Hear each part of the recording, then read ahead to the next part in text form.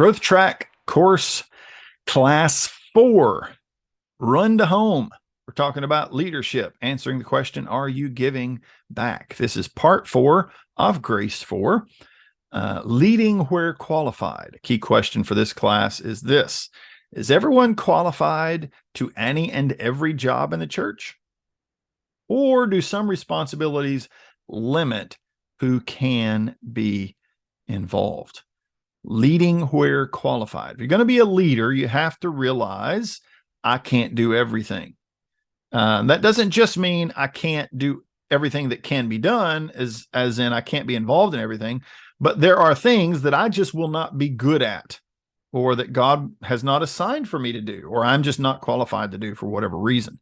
That's part of leadership, being able to swallow this reality. As the old cowboy said, a man's got to know his limitations, and so does a woman. So leaders have to know their limitations. And if you can't stand this point, then maybe you're not ready for leadership yet, right? The old saying is, if you can't stand the heat, get out of the kitchen. But really what I want to say is, if you can't stand the heat, open the window and learn to stand the heat, right? So leading where qualified. And I got 4 things to share with you here concerning our leadership ministry in our church. First of all, background checks are necessary for those who are ministering to children and or with money.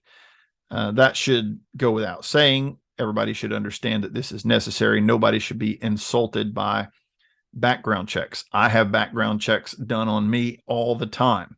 I have nothing to hide, so there's no reason not to submit to a background check. The safety and security of our people and of our resources, of course, is vital. That's why we do background checks, to try to weed out any potential danger.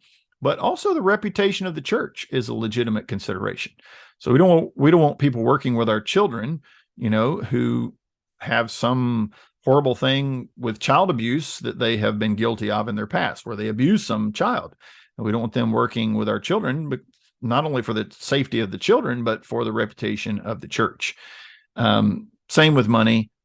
God can save a thief, but if you're a notorious thief, you might want to, go through a period of cooling down before you start counting money in the church. So anyway, we have background checks not only for safety and security, but also for the reputation of the church. And the risks connected with the failure to do due diligence in this area, the risks are significant. So being sued obviously is not going to be something that's good for the testimony of Christ. So we want to protect ourselves and not waste the resources that God has given us either. So we have background checks. So it may be that you're not qualified to work with money or to work with children. It doesn't mean you can't serve, doesn't mean you can't be saved, certainly. But there may be areas where it just doesn't fit for you to serve in that way. That's just the way it is. And, you read the Old Testament, you read the book of Proverbs, and it's easy to see that this is the way God would have it. We have to be wise in what areas we put people in service, and certainly in leadership. And then secondly, concerning qualifications, education and expertise are relevant and beneficial within the church, especially for leaders. It's obvious in some areas. You can't lead music if you can't carry a tune in the bucket, right? So you might be able to do something else, but you can't lead music.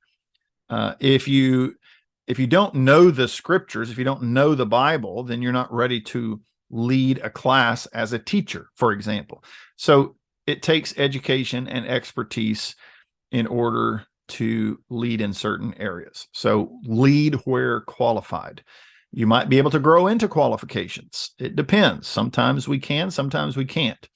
But this is part of being a leader, recognizing your strengths and weaknesses, and being able to play to your strengths and to the areas where you are competent. And that brings in the third point that I wanted to make. Your reputation and your competence are factors that must be considered.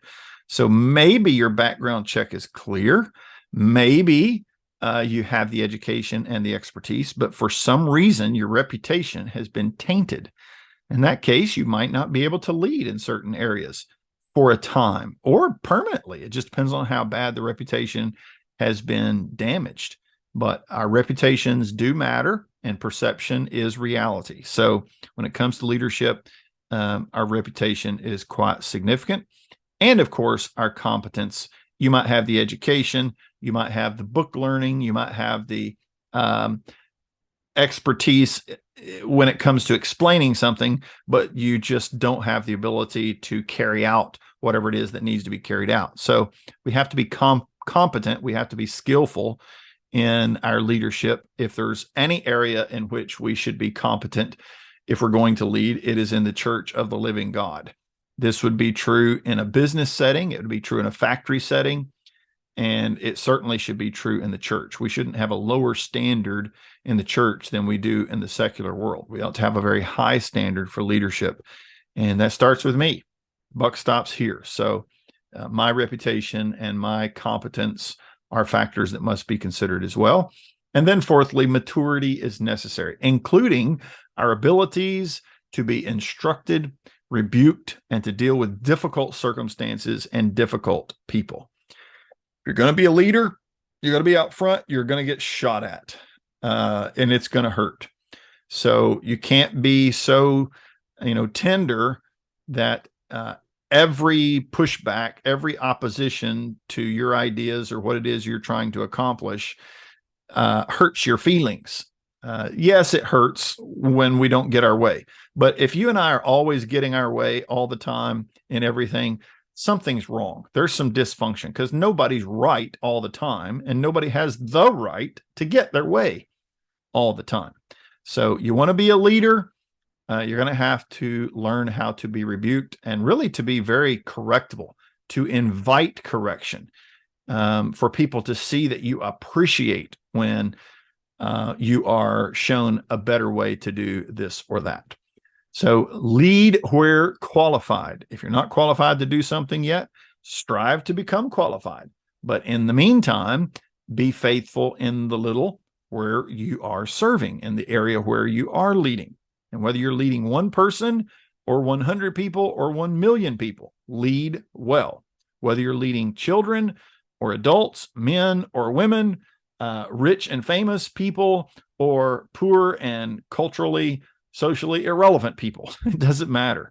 You want to lead well because you are serving the Master, the King of Kings and the Lord of Lords, Jesus Christ. And we will answer for the deeds that are done in our flesh, whether we have been good stewards or not with the opportunities that God has given to us. So lead where qualified.